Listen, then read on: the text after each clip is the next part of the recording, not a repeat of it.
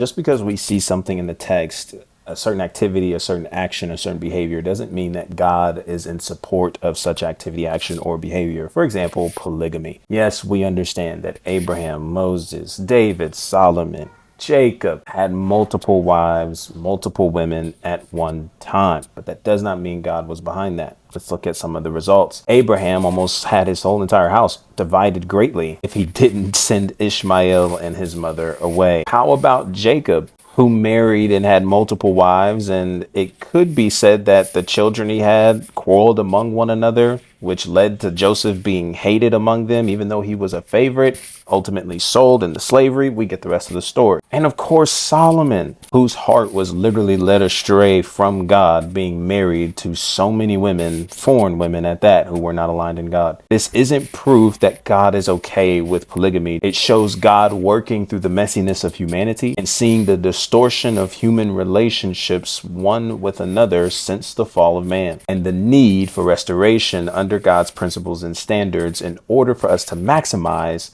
our human identity and human relation with one another, and ultimately our relationship with God.